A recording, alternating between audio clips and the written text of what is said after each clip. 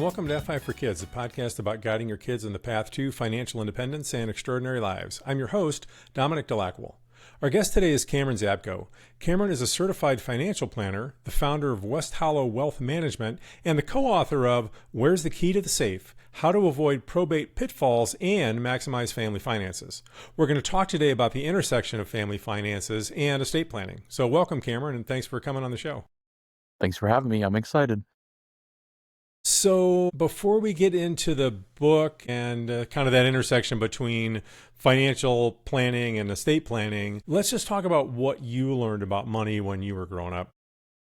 Yeah. So starting off, in my younger years, I was raised by a single mom. She worked, 5 days a week, and she provided and always had food on the table. It was never like poverty or anything like that, but money was definitely tight. It wasn't abundant.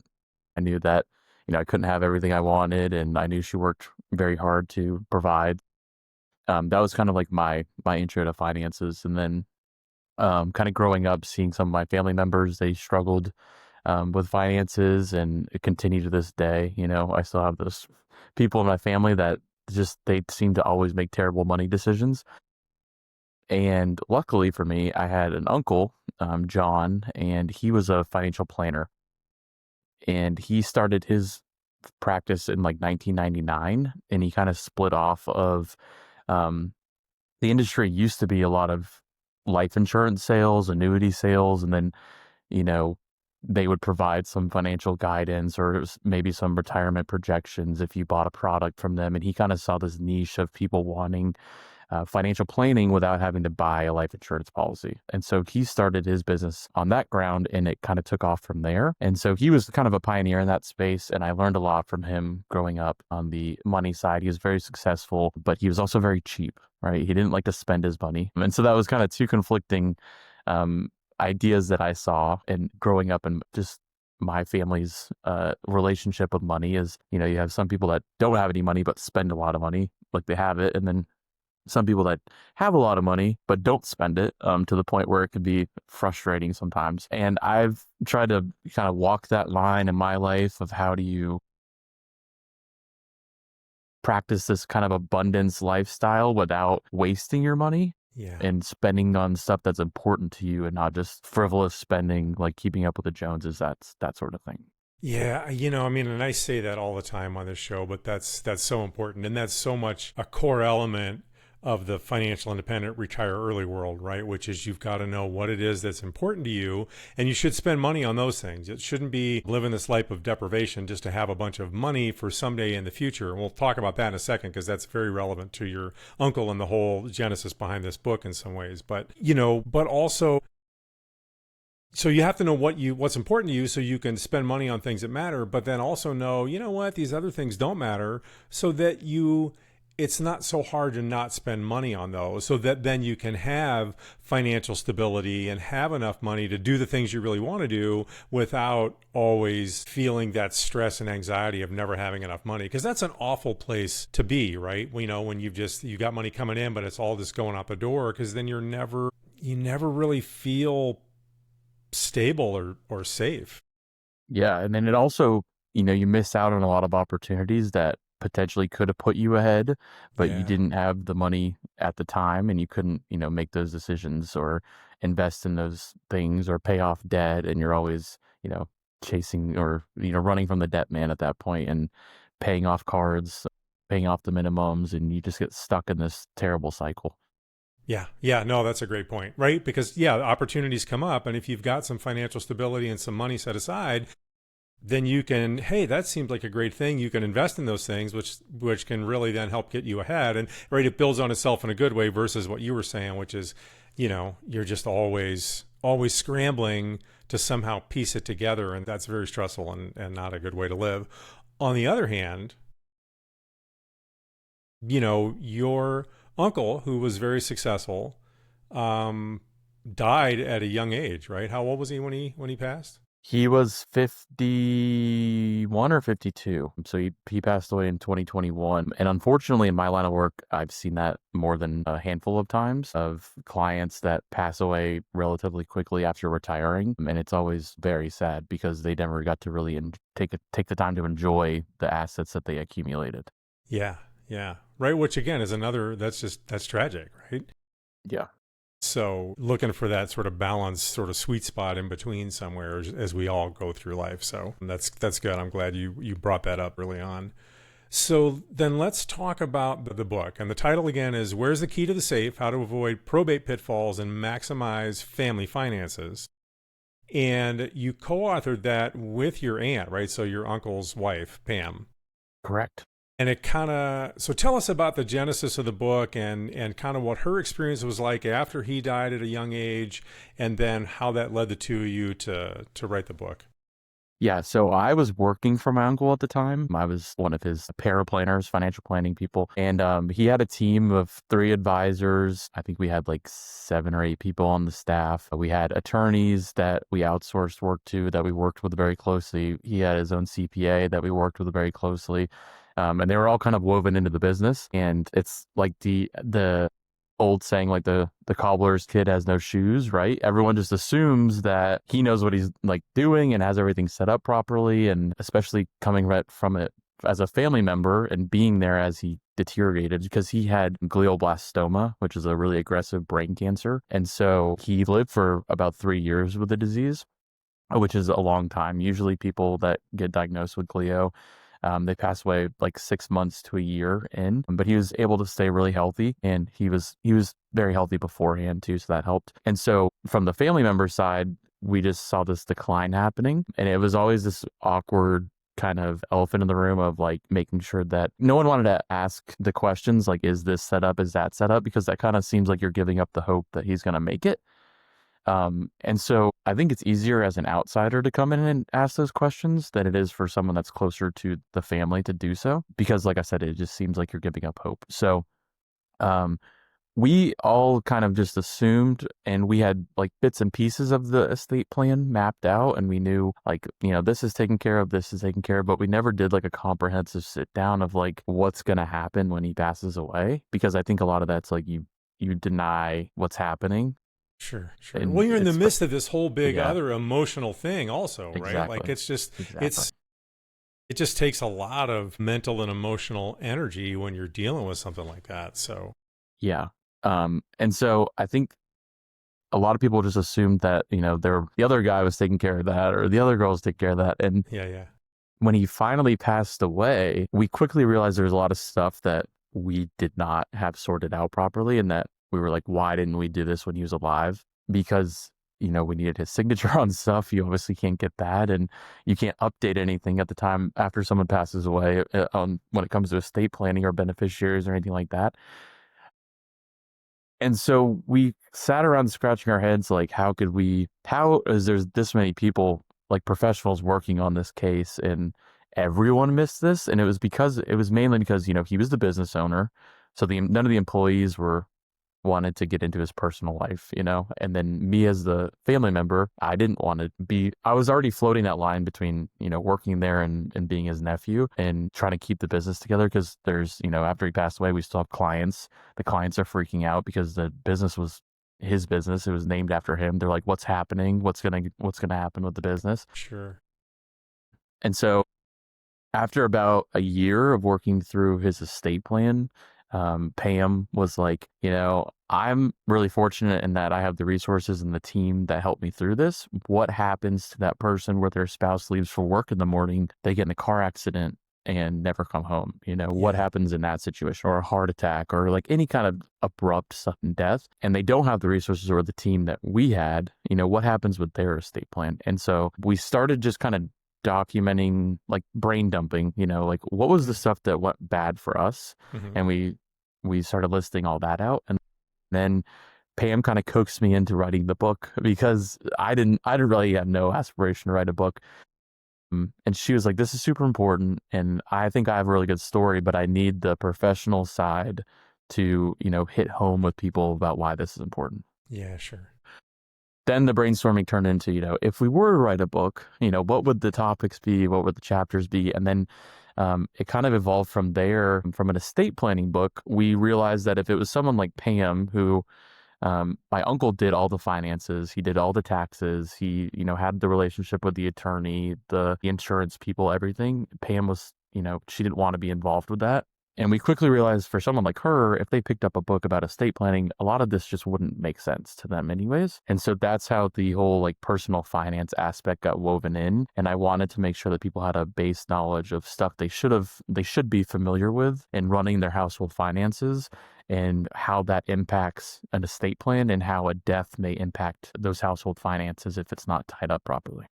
Yeah, and I think that's really cool how you guys have done that in the book, and so important because they are so intricately linked, right? And you each have a section in every chapter where Pam talks about kind of her experiences and what things were like from her perspective and what the struggles were. And there's always overlap. And then you talk about it from a little bit more of your financial planner perspective, like you're talking about weaving in those financial pieces so that it ties the whole thing together. So I think that's really good. And I really like how at the end of each chapter, you have a section that's a summary of the key points. And then you've got reflective questions, which I think are really great because I think with the estate planning process, like you've already touched on, it's just so emotionally heavy and there's so many other things going on that are demanding your time and attention, whether you've got someone like your uncle who's going through something and they're in the process of passing away, or someone dies unexpectedly. There's still all this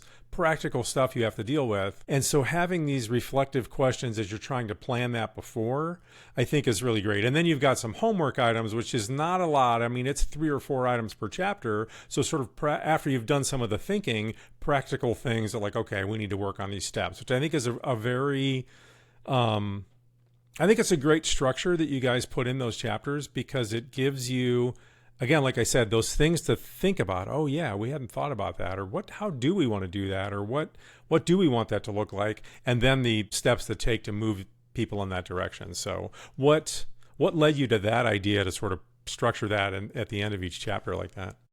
Yeah, I think the biggest obstacle when trying to push people to do an estate plan, number one, what we heard is especially when you're dealing with parents, is that they're very stubborn and they don't want to talk about it. They don't even want to like get into that mentality. And I think a lot of that's the fear of mortality, the fear of death, and it makes people uncomfortable. Yeah. The brain isn't very good at conceptualizing, that part of your life, right? Everybody dies. And so, a lot of people, what they'll do is they'll push off estate planning until they feel like the whole estate plan they have in their head and like ready to go. And so what happens is they just delay each year because they're like, oh, well, I don't know that part of my estate plan. I don't know who to pick for my power of attorney. Or maybe there's some family dynamics going on where they feel uncomfortable picking one person over the other. Right. And so what we've seen is if we break it into chunks like that and they get started working on something, that no matter what, it's going to help with the ease of the family members that you leave behind. So even if you die without a full estate plan, if you at least did some of the documents or some of the things that you have to set up, it makes everybody's life easier. And so by pushing it in these bite-sized chunks, we're hoping that people realize that it's not as a daunting task as you thought it was. And then it also gets the gears turning in your head about, well, I accomplished this, so now I can accomplish this, and I can accomplish this, and I can accomplish this. Yeah. And I think the summaries really help because, if you're the type of person that, picked up the book and you have an estate plan in place, you might be thinking to yourself, well, I'm just going to read this and it might not apply to me because I already have my estate plan, dialed in. But then you read it and you read through the reflective questions and you're like, maybe I do have room to update my plan. Maybe there is some room for improvement there. So you bring up something for me that I think I want to make sure and put out there for anybody listening is that with an estate plan, you can modify that thing as much as you want as you go.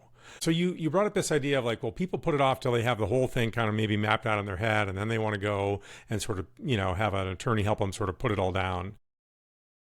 But you don't have to do that. You can have an imperfect or incomplete estate plan. So you have some pieces in place, like you're saying, even if you know that that's the case, but at least that's something, and then you can add to that as much as you want as you go. So that's an important thing that I don't know that a lot of people realize, is that it's not a one and done. It's, it's okay to modify that for all sorts of reasons as you go. Yeah, and I think it's important to not think about it as a one and done, because your life is so evolving. And just like if you have a financial plan, that's going to change year over year. Your estate plan is also going to change based on, family and friend relationships. If you have people die or if you have grandchildren born, it's an ever evolving plan. And I always recommend, you're looking at that at least every 2 to 3 years and doing what we call an estate planning fire drill. So like, what happens if you drop dead today? What's going to happen with your assets? Is the plan still relevant? Does it need to be updated? Does it need to be changed? Are there people in your plan that, they might not be here anymore, or you don't want them involved in your plan? And then also a big thing that people forget is all of these are state law based documents. Yeah. And so if they move states, that's an automatic trigger that you need to make sure that the documents that you have are still relevant for that state that you moved to, or they probably need to be updated. Yeah. Okay. Today's episode is sponsored by Travel Multiplier. Do you think travel hacking sounds too good to be true? You're not alone. As a fellow skeptic, I had the first same impression, but it's real, it's doable, and it can change how you travel forever. Use the affiliate link in the show notes, or go to fiforkids.com and click on the Travel Multiplier link to download the free guide, The Skeptic's Guide to Travel Hacking, and it'll debunk the 7 biggest myths that are keeping people from flying, staying, and exploring the world for free. There's a couple of chapters in particular I want to talk about. I want to talk about chapter 2, which is the bare minimum. So there's a lot of stuff in there, but I think that kind of fits in with what we've been saying, right? So if you pick up a copy of the book, and I encourage everyone to do that. Here it is. Where's the key to the safe? And I'll put a link for that in the show notes. Grab a copy of the book, and if you don't do anything else but read chapter 2, which is the bare minimum, it gives you the basic things that you need to sort of start an estate plan, and has that summary, those reflective questions, and a little bit of homework at the end, because like you were saying, Cameron, at least then that gets you started. And as with so many things in life, getting started is oftentimes the biggest barrier, and once you get started, then it's easier to keep working forward. So talk about some of the basic things in that bare minimum chapter for a minute. Yeah, I think it's easier if you think about it in terms of who do you think is the best person for each job, right? And so if you want to start, because you have like your professional team and then you have your personal team. Professional team is going to be people like your attorney, a CPA, a financial advisor, if you work with those professionals normally. Sometimes you're just interacting with them once a year if it's a CPA, or the attorney might just be when you draft the estate plan. But then your personal team is honestly more important, because those are the people either officially named in the documents or unofficially, which I'll get into in a second, that are going to actually do things based on what the documents say. You might have someone in your life that's really good with finances and makes really good monetary decisions. That might be a person that you want as your power of attorney, because that person is going to be doing things like paying your bills if you're incapacitated, or because a lot of people think the estate plan only applies when you die, but a lot of it has to do with what happens if you're unable to make decisions for yourself. Yeah. Which is honestly sometimes more important, right? Because you want to make sure that the people you pick are in line with your thinking and how you want to receive medical treatment. You want to make sure they're responsible, and that if you, let's say, went into a coma and came out, that, you're not behind on your bills and all that stuff. So yeah, if you think about it that way, the players on this personal team can be different people, right? You don't have to pick the same person as your power of attorney for finances as you do for your power of attorney for medical. Because, like I said, you might know someone that's really good with money. You might know someone that is more of an empath and understands like how you want to be treated medically. Those can be two separate people. Absolutely. Well, because they're very different things, right? Yeah, exactly. Yeah. Sorry, go ahead. And I don't know, I feel like there's a lot of awkwardness sometimes around this, because you feel there might be some dynamics in your family where if you pick, one sibling over the other for this role, that they might feel slighted. But for everybody's life to run more easily, you need to make sure that the person that you pick is suited for that role. Otherwise, it's already going to be a hard time. Everybody's life is going to be more difficult. And then you also want to pick Yeah. backups, right? Who's to say that the person that you picked for your power of attorney isn't in an accident with you, or even Right. something less serious now, like if they're going through a divorce and maybe they just don't have the mental capacity to handle your estate, things like that. So it's always, just picking the right people for the right job and worrying less about the drama or the family dynamics that it could create, because in the long run, it'll actually reduce the drama. No, that's a good point. And that drama after the fact can really get complicated, right? Because then that can involve, I mean, every family thinks, well, I don't know. A lot of families, I'm sure, think, oh, our family's not going to sort of fight over things after, so and so is gone. But I mean, having worked in healthcare for, 30 years, I've seen it with families, and I've seen it with some personal situations where, you just never know, right? Some families work together great, and others, weird things do come up. And then if they're trying to, like, if you don't have things in place, and then they're at odds with each other after someone passes away, and then they're bringing up court stuff, or I mean, if you want to talk about stressful, that's bitter and acrimonious and awful in the midst of when you're trying to just grieve and deal with the passing of someone that you all loved. So it's just, I think you bring up some really good points there. So so that's good, right? So some of the basics in that section, right? So having the team of people in place. So you've got a professional team, you've got a personal team. What about some of the documents? What are the base sort of documents that people should have in place? Yeah, so power of attorney is, like I said, there's a power of attorney for finance, and then there's a power of attorney for medical. So one person's going to be in charge of having access to your bank accounts, your investments, things like that. They can make financial decisions on your behalf, so they can like pay your bills, which is very important. And then on the medical side, you're going to have, so in Georgia, we have advanced medical directive. It's kind of a combination of a medical power of attorney, a do not resuscitate, and a living will. What a lot of people don't understand is doctors, their like number one job is to keep you alive, right? And they don't have access to your medical power of attorney or anything if you come into the hospital. And so your medical power of attorney is really your advocate if you're unable to make medical decisions for yourself, to work with your doctors to help. Let's say you have do not resuscitate order, right? They're going to help make that decision with the doctors to take you off life support. Okay. And that the reason that mainly that document is really important, is because it alleviates the decision making from that agent, that power of attorney. They don't have to make that tough call to take you off life support, right? You already laid that out for them. And so they don't have to feel guilty about it. And it leads to your wishes and wants being followed better, because you already structured everything in a way that someone could just follow and observe your wishes, right? So Cameron, just so real quick, so that two things come to mind there, right?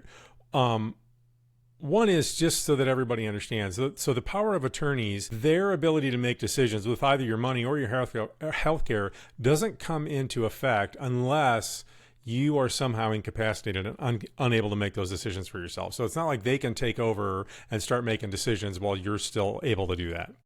Correct. The other thing is what you just said about, like with healthcare, they're making those decisions because you already sort of laid out what you want in certain situations. That really comes back to the idea of those reflective questions at the end of each chapter. Mm-hmm. Yeah. So I know in my like advanced medical directive, I was very specific about, in which cases I wanted to be treated, revived, all that stuff. You can be as detailed as you want. It's not a do not resuscitate me, right? You can get into as granular of detail as you want to in what scenarios. And it's all just to help the person, your medical power of attorney, make those decisions if that time were to come where you are unable to. So a lot of people are scared about that, right? They don't want to relinquish that power to someone else to make that decision. But you, as the, person that drafted those documents, you can be as hyper specific as you want. That's reassuring to people most of the time. And then other basic documents, everyone knows a will, right? A will, and they think that a will is kind of the end all be all. They think if they have a will, they're fine. But in reality, the will should serve as more of a catch-all. It's the last resort, because you have things in your estate that didn't pass to the next generation, either through beneficiary designations or a trust. And so the will has to then be probated by a court, and they'll read through your will and they'll say, okay, well, in the will it says their house is supposed to go to their nephew. Problem with that is that probate is a public process. And so people that might think that they have a claim to the estate can come out and they can petition that process and say like, hey, especially when it gets to distant relatives, right? If you don't have any immediate heirs and you're giving it to your cousin or whatever, then that opens you up to other cousins coming in and saying, I have a right to that. Or if you come from a blended family, you might have half siblings that you aren't that close with, and you would rather leave your assets to a niece or nephew. Well, those half siblings could come stake a claim in your estate as well. So, that's the problem with the will, is that everyone needs a will, but it should be that last resort. Like I said, things like beneficiary designations work better for passing assets. Yeah, because there are other documents you can use, and you put all of that stuff all of your assets in a trust, right? You designate a trustee, which is you while you're alive, and then someone who takes over then when you pass away. And then that stuff doesn't have to go through probate. Like that just goes wherever you specified in that trust that there's no probate process. Is that right? Yeah. So the two ways to bypass probate are a trust or beneficiary designations. So everyone that has access to like a 401k, investment account, you can also put on bank accounts called a POD, a payable on death. It functions the exact same way. You name a beneficiary on those documents, and then all they have to do is call into that financial institution, provide a death certificate, and then the assets get transferred to those beneficiaries. So there's no probate process there, and there's no way to contest that. The important thing to remember is beneficiary designations supersede your will, right? You want to make sure if you've updated your estate plan that you also update your beneficiary designations, because I've seen on more than one occasion an ex-spouse still be the beneficiary on a 401k. And in the event that the client would pass away, the money would actually go to the ex-spouse and it would bypass their estate. So a little tricky there. And then trusts, they're so customizable. You can have a million different types of trusts.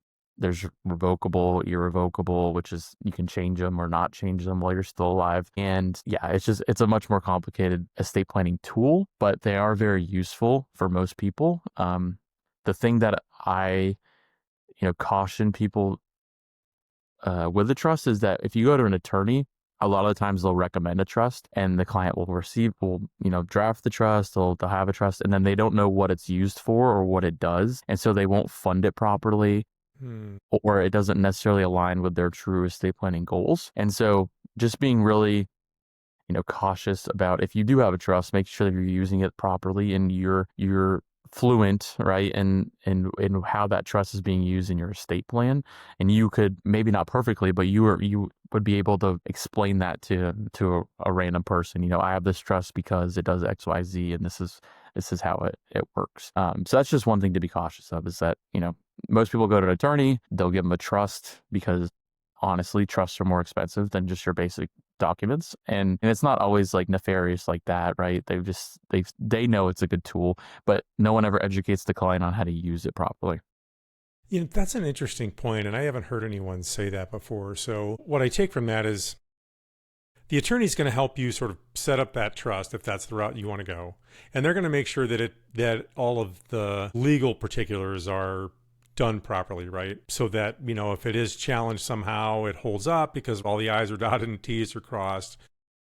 But that's not necessarily the same thing as understanding the bigger picture. And that's something that maybe some other member of your team, like if you're working with a financial planner who understands that sort of stuff, then they can help you make sure you understand the tool, or make sure that you've got all your financial pieces in there in the way that you want them. Would that be a good way to think about it? Yeah. So, like, the number one thing I see with trust being misused is that people don't know they have to retitle their assets into the name of the trust. And so they'll have a trust, but it'll be completely unfunded, right? And so it's not actually useful in that Yeah, well, no, it situation, sounds right? like Yeah. it serves no So, purpose at all. I mean, that's like number one. That's the biggest issue usually. But then also some people will fund a trust and their estate plan changes, and then they never really understand how the trust fits into that estate plan, and maybe the trust is saying something different than what they currently want their estate plan to say. And Yeah. because they never updated it, when they pass away, just like you said, the trust bypasses probate, right? So it skirts that process. And then maybe their assets went to something that they no longer, preferred that they went to. Yeah. Yeah. Well, then that brings us back to what'd you say, an annual fire drill? Yeah. Yeah. Yeah. Where Your estate planning fire drill. yeah, you go over all that stuff and just make sure, oh, no, that's right, we wanted to change this. Or like, oh, well, should we update that? And at least then it's not sitting there for 10 years and then because right, life happens, like you said earlier. So, I want to talk about chapter 7, which is designing your cash flow like a pro. Because I think it's super important, especially if, well, like in your aunt's case, right, where she has a spouse that passes away at a young age, then having some sort of an ongoing income for the family that's left, because right, they weren't at a typical retirement age, is super important. Talk about that for a minute. Yeah, I think the number one thing I was trying to accomplish with that chapter was to just make the reader aware that they need to understand how money comes into their household and how money leaves their household. And so, in my aunt's situation, this is common in, households where only one spouse is working. There's usually also only one spouse that is controlling the finances. And the other one has no idea like what accounts are paying the bills, what's even going out every month, right? And so when something happens to the income maker, and if that person was also the person handling the finances, the other spouse is like, how do I get money? How do I, how do I pay the bills? Am I going to be okay? Am I going to run out of money? And so it adds this complete other layer of stress on top of grieving. And if you have kids, trying to take care of the kids when their parent just passed away, and it can multiply the brain fog and the bad choices, and everyone's coming to you for answers because you have to make decisions on these different things, and you can't mentally process stuff correctly. So if you can map all that out beforehand and have an understanding of, this is how money comes into my household, this is how money leaves my household, and what happens to, especially in the case of a single income household, what happens to the family if the person with the income passes away? Do they have life insurance? Is it enough? And how do I access funds? Because you can be really wealthy on paper, but if you don't have access to capital, right? So let's say all the credit cards were in the name of the person that passes away. Well, when they die, the other spouse can't use those credit cards legally, right? And so it might just cut them off completely of their liquidity, which is a big problem. So they can get behind on their payments, their bills, the mortgage, all that stuff. They might have a lot of money, but they don't have access to it until the estate gets probated or a life insurance pays out. And so you want to make sure that you understand, and worst case scenario, how do I access money? How do I pay the bills? And then automate stuff as much as possible, right? So make sure all your bills are on auto pay. Try to consolidate the amount of accounts that you have, right? So don't have $5,000 at this bank and $10,000 at that bank, and try to consolidate that as much as possible, because in the event if you pass away, it's a lot easier for the people that you leave behind to track down your assets and make sure that they're closing accounts and gathering all those assets into one place. Sure.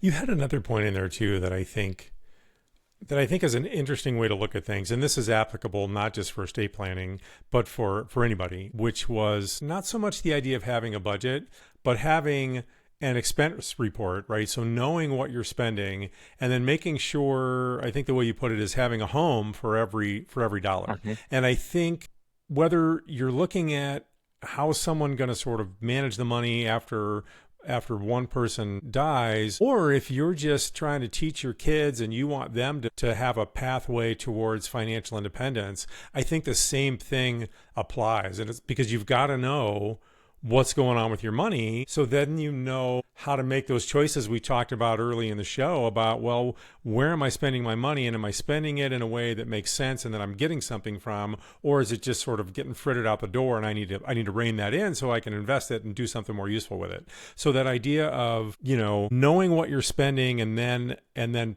finding a home for every dollar, I think is really a great practice for anybody at any age. Yeah, I've seen through my work that budgets don't necessarily work. Usually when you put someone on a budget, they spend a lot of time and effort tracking down like every dollar, and that'll last for, a month, 2 months. And then what we'll see is, a big expense pops up and then the budget kind of blows up after that. So instead, like you said, if you can design a cash flow report for yourself, and it doesn't have to be super complicated, it doesn't even have to be on Excel, right? It can literally be pen and paper. But going through, your big expenses, right? Your taxes, you can estimate from last year. Your housing expenses, your debt payments, all that good stuff. And then if you whittle all those down, what you're left with is your living expense. How much are you spending on gas, groceries, Amazon, all that stuff? You don't have to break all those out into the different categories. You can just kind of lump them in as one. And actually, I just did this last night for one of my clients because they're spending too much money. Mm-hmm.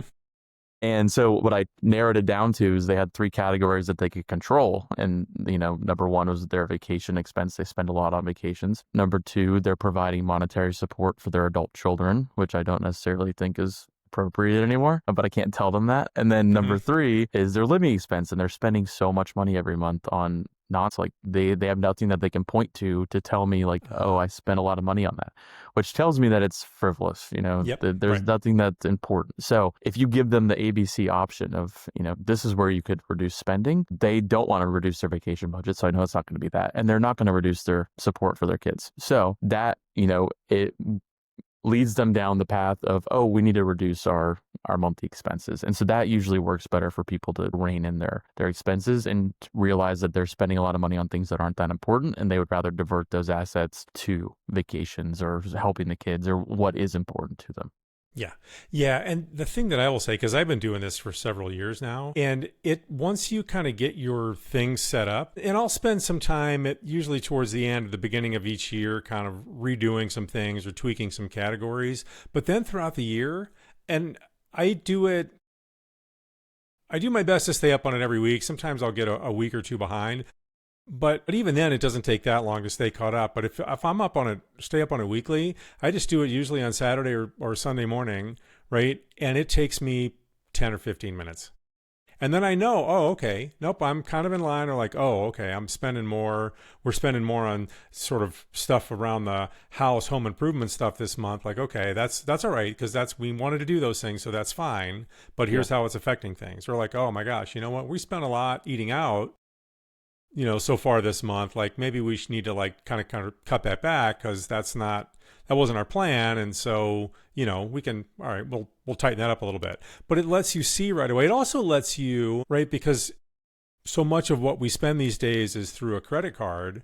It also lets you're checking those credit card statements. So if anything weird shows up, you're catching it, rather than it's a separate thing to do to just review your credit card statements for any odd charges. If you're doing it because you're tracking your money, you're kind of doing 2 things at the same time. And if you're up on it every week, again, it's very quick. So, and super beneficial, I think, just for just moving yourself and making sure you're going wherever it is you want to go with your finances.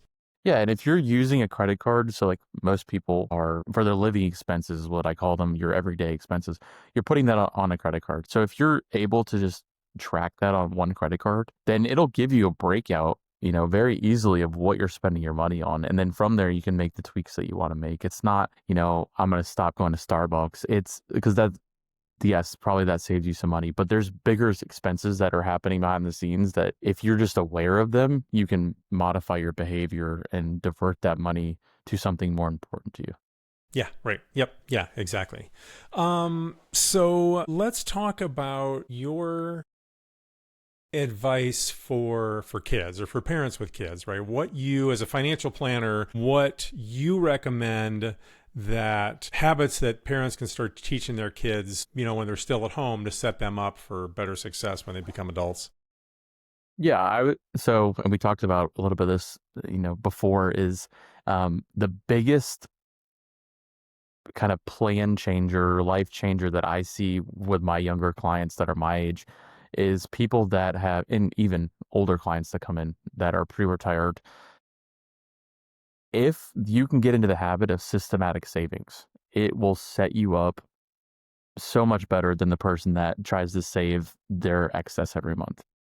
What I've seen is someone might have a much higher salary, but if they haven't got into the habit of systematic savings, the person with the lower salary that will have a lot more assets than them at the same age. And so it doesn't really matter how much money you make. Yes, if you make more money, this can be easier. But if you can get into the habit of saving a certain dollar amount or percentage every week or month, it will set you up for success for the rest of your life. I would say the biggest pitfall that people fall into is that they do this cash flow analysis, right? And they say, okay, it looks like I have, let's say, $2,400 extra a year that I should be able to carve out. And I'm going to save $2,400 a year. And then, December rolls around and they haven't saved anything all year. And they're like, oh, I got to save my $2,400. And then they look at their bank account and they're like, I only have like $3,000. And that I don't feel comfortable putting $2,400 in right now. So then it just gets delayed. And that same thing will happen over and over. And because when you try to put big chunks in like that, there's other stuff going on in your life. Something might have popped up. And so just getting into the habit of let's save, $200 a month instead, that's much easier. And then you can also build out like a cash reserve first. That's what I always recommend. And so it's not all tied up into a Roth IRA or, a 401k. You still have access to this cash, which goes back to what we were talking about before, provides you opportunity, right? You're not always dependent on debt. You have the choice. You can use debt or your own cash to pay for big expenses down the road. So I would say that's number one tip is just getting them in the mentality of saving something every month or every week. And it doesn't have to be a lot. It's just a habit. And then once their income increases, reinforcing that with, okay, your income increased 10%.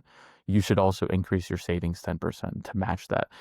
What that defeats is what I call lifestyle creep, right? Yeah. So what we see a lot is people start making more and more money, but their savings doesn't necessarily increase. Right. They just start spending more money on frivolous items, right? And so they turn around 10 years later and they're like, how did I ever survive on $5,000 a month? And I'm spending $11,000 a month right now. And their life really isn't that different, right? They've just been spending more money on nonsense. Yeah. Yeah. Well, that's back to that whole point of, right, if you're not paying attention and you're not thinking about it, then you're not making choices about, I'm going to spend on what matters to me, what brings me meaning and joy, and not spend on what doesn't, so that I can set that aside, right? And I think that's where I think that habit of saving sort of systematically, as you say, is so important, because it does multiple things at once, right? It creates that habit. It starts to build up that surplus of money, so you feel that sense of financial stability, but it also forces you to learn to have a perfectly happy and satisfying life on less. You don't have to spend every dollar that you make. And it also makes you look at, okay, what am I spending? And helps you start to identify those choices of what matters, what doesn't.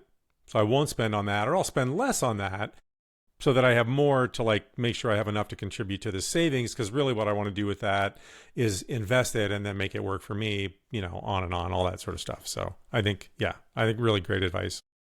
So let's talk about your work, Pam's work with the Cystic Fibrosis Foundation. Yeah, so Pam's two oldest kids have cystic fibrosis. They were diagnosed, Jake, who's the younger of them, was diagnosed at birth, and Gavin, I believe, was 2 years old when he was diagnosed. They were diagnosed at the same time. That's just because CF testing wasn't really a thing in the early 2000s, and then it became a thing, and then they realized that both the boys had CF. So from there, Pam was a stay-at-home mom, and cystic fibrosis doesn't have a cure, right? And there wasn't a lot of notoriety, even though it's a pretty common disease. And so she kind of devoted all of her free time to fundraising for the Cystic Fibrosis Foundation and advocacy for the CF Foundation. And so she's, like I said, started they call it a team, right? It's a Baker Boys Battalion. And so through there's been many offshoots of events that we've put together. It started with, just doing the CF walk in Atlanta. And then from there, we started a St. Patrick's Day party that I think we're on year 16 now, and it's raised like $4 million. So it's done very well. And then an offshoot of that was a Porsche kind of, it's for Porsche GT owners. They get together, they drive around.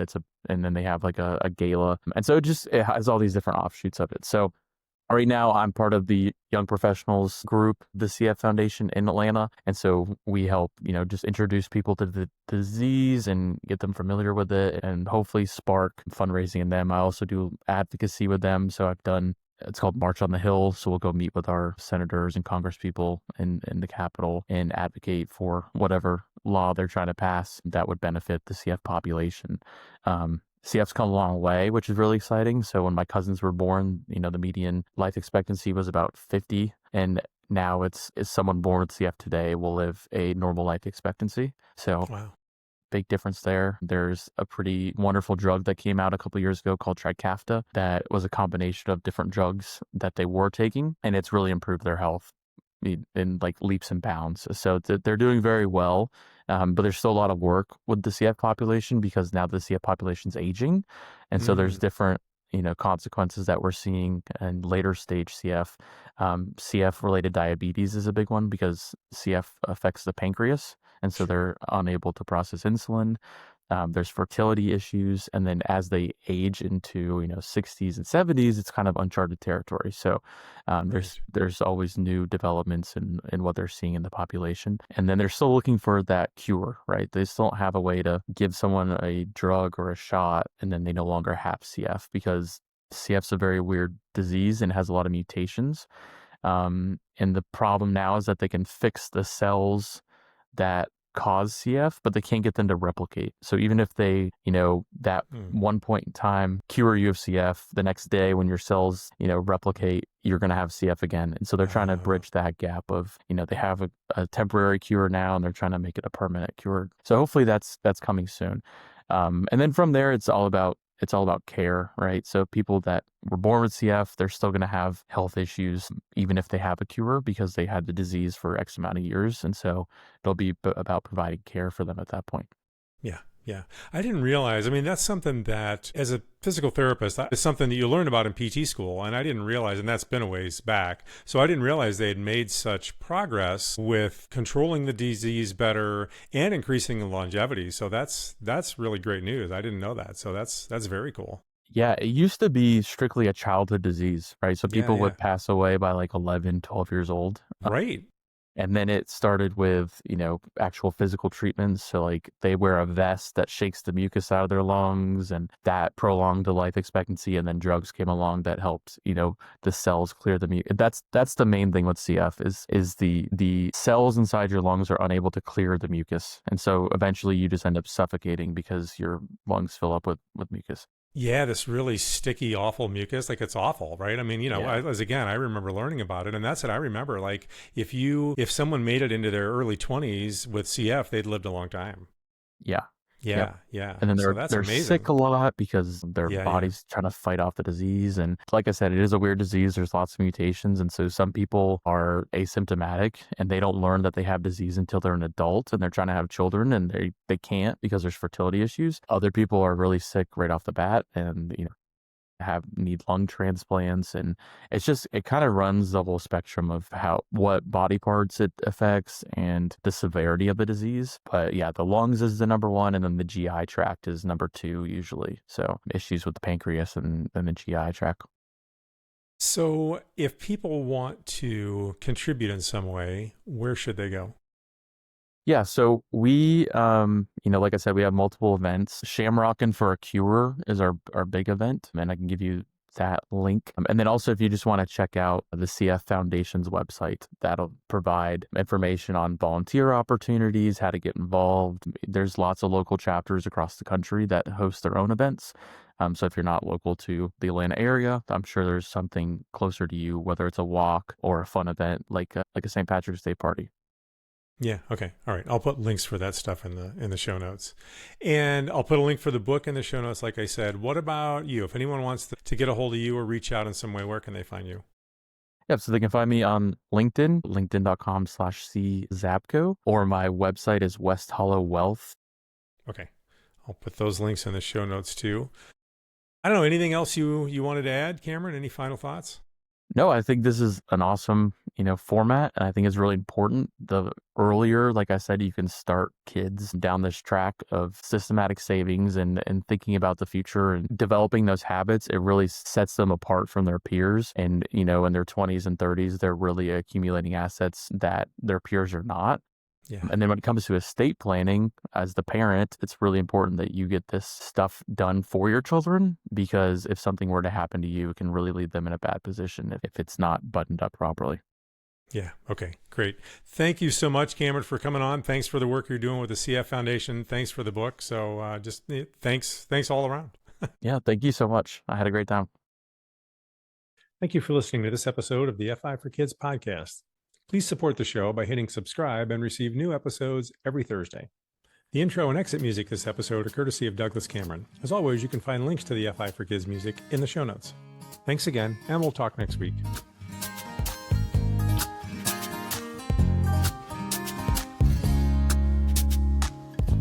You're like the horizon.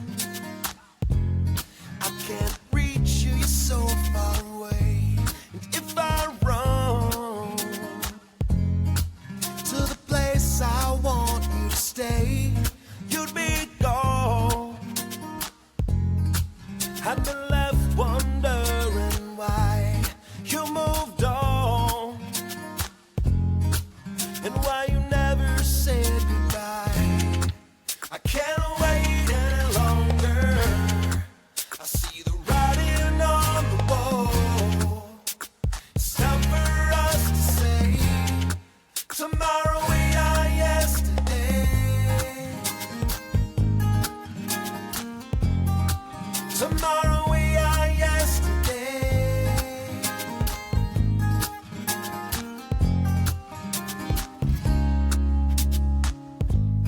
You're like the sunset. You're glowing bright, but you're fading. And what I don't get is why I'm left here waiting. But I'm like a